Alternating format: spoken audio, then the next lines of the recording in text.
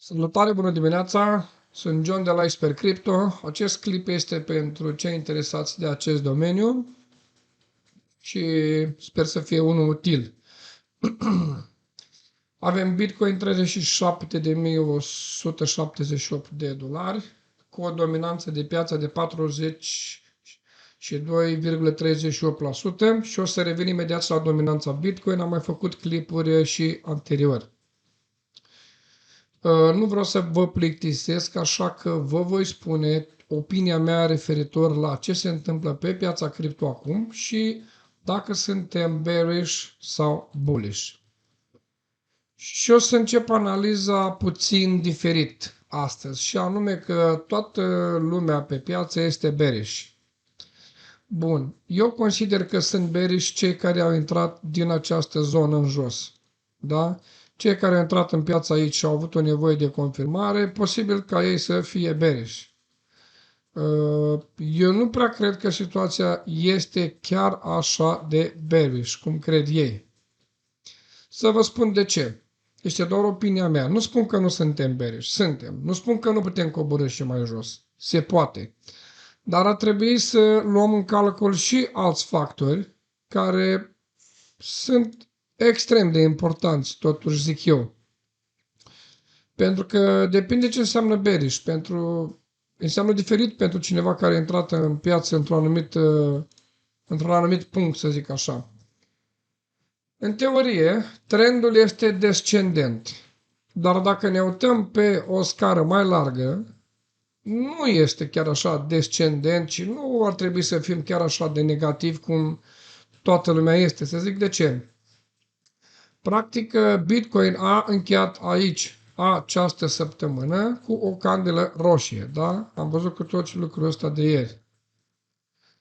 Această candelă a încheiat o roșie. Ne așteptam ca toți să o încheie peste 40.000 de dolari. Nu avem niciodată o confirmare.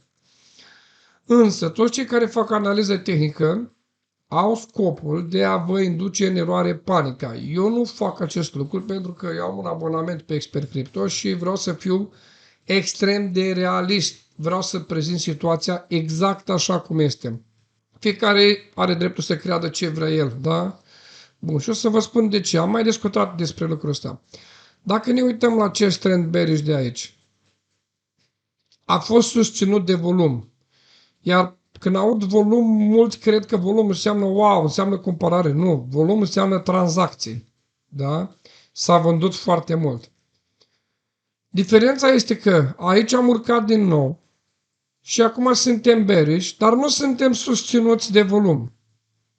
Regula jocului s-a mai schimbat, să zic așa. Și ar trebui să punem un pic accent pe acest lucru și să nu fim așa negativi cu totul, pentru că situația nu este chiar așa. Bun. Și aici vedem sus maximul este mai mare decât precedentul. Vorbim de această situație bearish la general. Și aici avem acest minim care este mai mare decât precedentul.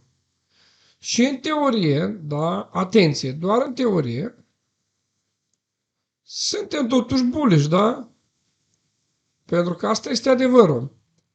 Acum că situația este așa cum este și o să mutăm time frame-ul pe 4 ore, bun, nu trebuie neapărat, să intrăm în panică.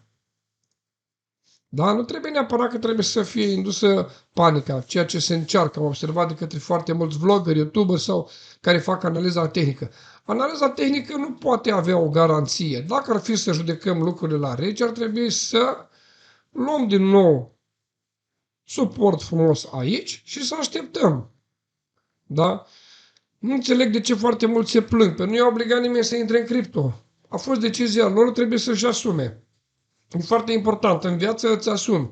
Dacă te uiți și la indicele Nasdaq și la bursă în general și la acțiuni, la gaz, la MedLife, la orice altceva, s-au dus la jumătate toate. Nu înseamnă că trebuie să ne panicăm. Bun.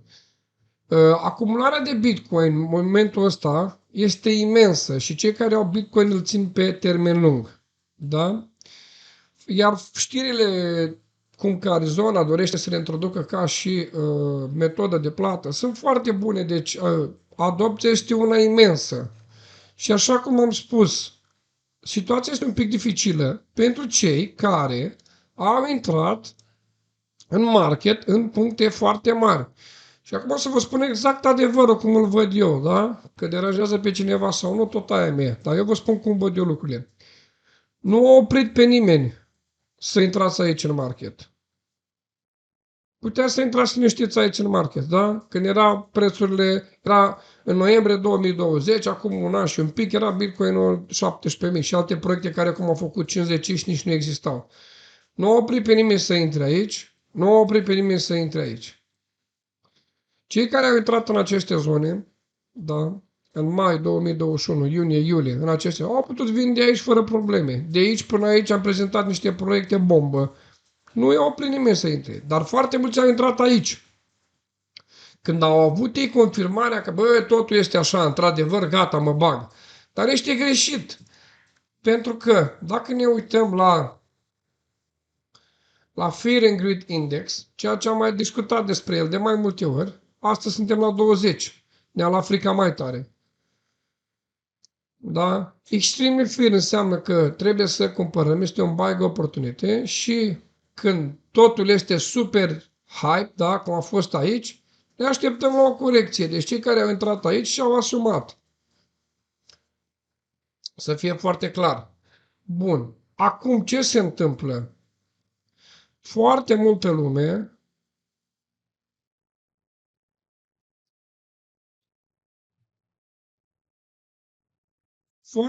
lume este efectiv panicată. Eu nu ar trebui să...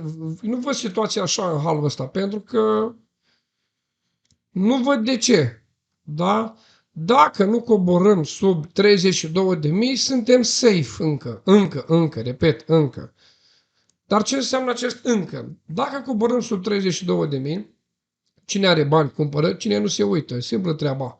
Așa funcționează în afaceri. Nu există o garanție. Dacă toți au avea puterea mentală de a rezista pe aceste probleme și a le trece cu succes, toți ar fi oameni de afaceri. În cripto, v-am mai explicat, 70% din persoane pierd, 30% câștigă. Așa funcționează și în afaceri este la fel. Nu toți sunt meniți să facă afaceri. Aici suntem acum, da? De aceea și avem acest indice. Aici. Ok? Deci aici suntem, nu e problemă. Când o să intrăm în aceste zone, stăm de vorbă. Deocamdată nu avem ce. În aceste zone, momentan, putem să facem acumulare, chiar dacă nu știm dacă mai putem coborî, pentru că există această șansă ca Bitcoin să coboare. Click. Da? Putem coborî lejer, nu știm cât. Nimeni nu vă poate garanta. Însă, back in history, Bitcoin nu a coborât niciodată mai jos de ultimul lower. Deci, dacă ar fi să ne luăm după analiza tehnică, atenție, doar analiză tehnică, pentru că am văzut mulți care fac analiză tehnică, dar, scuzați-mi expresia, doar pe între ghilimele. Încă, am văzut o groază, credeți-mă. Trag 3-4 linii, n-au fundament, n-au studiat nimic. Analiza tehnică vine din trading, în primul rând, nu are nicio legătură cu... Și din bursă sunt aceiași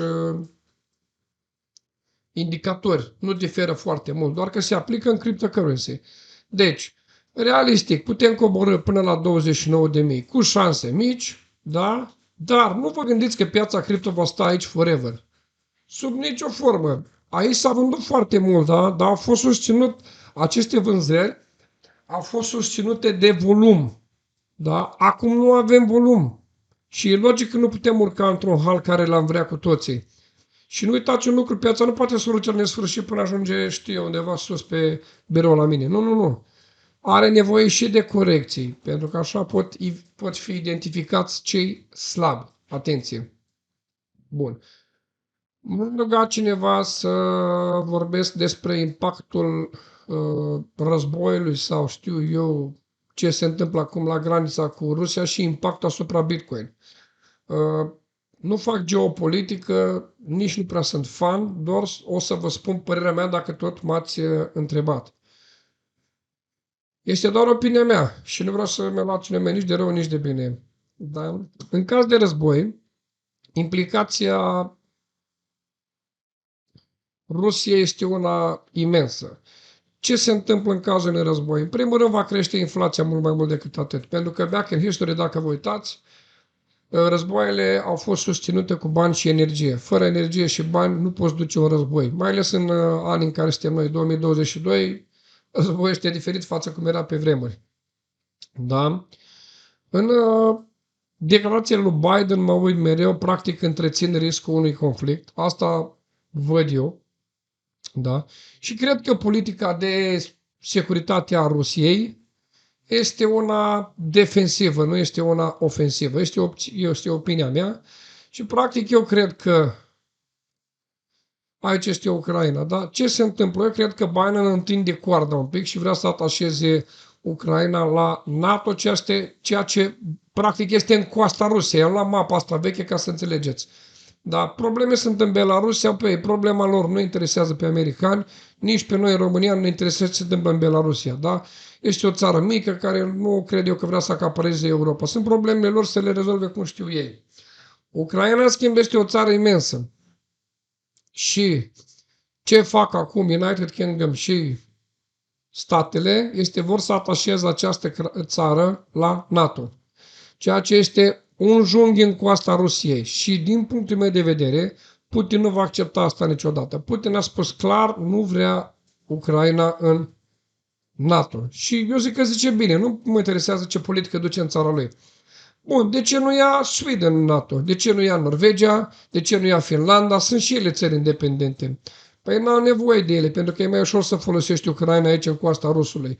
Putin, din punctul meu de vedere, nu va accepta niciodată ca Ucraina să adere la NATO sau să fie acaparată de americani.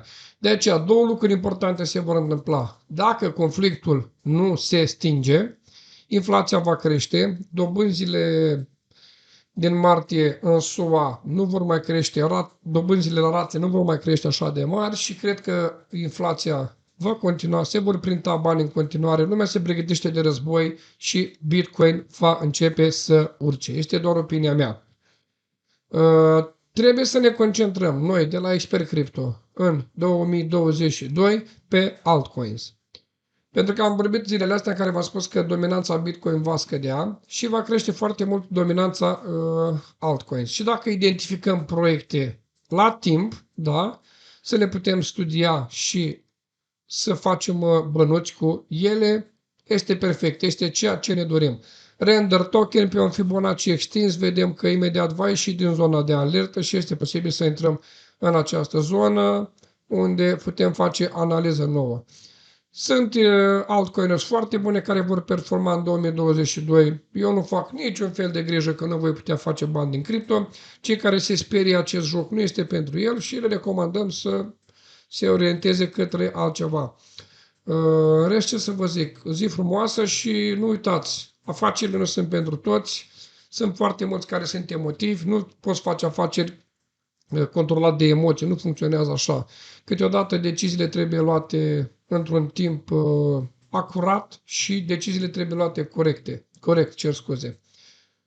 Repet, acumularea Bitcoin de către deținători este pe termen lung. Bitcoin este foarte prețios. Chiar dacă va pierde din dominanță, nu înseamnă că prețul Bitcoin nu va mai urca. Deocamdată ne raportăm la Bitcoin pentru că domină, așa cum vedeți, 42,36% din piață. Și foarte multe alte proiecte își au rezonanța aici. Deci sunt pe blockchain-ul Bitcoin. În schimb, atât Bitcoin cât și Ethereum au costuri foarte mari. De aceea, eu vreau să vă spun un proiect care cred eu că în 2022 sau când treaba își va reveni, ca să nu mai dau date exacte, va performa și va aduce niște profituri enorme. Da? Am observat că sunt mulți care încă se plâng și care nu stă în stare să înțeleagă cum stă treaba. Dar asta e viața, avem nevoie și de acele persoane. Da? Nu uitați că banii care pierd unii câștigă alții. Așa cum am repetat mereu, de câte ori există un vânzător, este și un cumpărător. Da, uitați un pic aici cum stă treaba la Erron Gold, da? Pe un Fibonacci extins suntem în această zonă. Aceasta este o zonă de acumulare. Este absolut perfect să cumperi Erron Gold acum. Absolut perfect, da? Pentru că doar de aici, de la 130-140, la următorul poți să te duci ușor să faci un dublu. Da? Poți să-ți dublezi investiția. Dar foarte mulți acum stau cu... Na, știți cum stau? De frică să nu coborăm mult mai jos. Nu e nicio problemă. Dacă coborăm mult mai jos, mai acumulăm. Dar șansele să coborăm mult mai jos sunt extrem de mici. Haideți să fim realiști. De aceea, da, cei care au bani, vorbesc bani de la 10.000 în sus, euro, dolar sau știu eu, whatever, puteți să intrați pe un short pe Erron Gold și puteți să vindem aici. Lejer să facem un 70-80% într-un timp destul de scurt. Volumul este scăzut, într-adevăr, dar nu înseamnă că va fi scăzut mereu. Erron Gold este un proiect absolut fenomenal. Ascultați-mă ce vă spun. De la 44 de dolari indicat. Și uitați ce s-a întâmplat aici.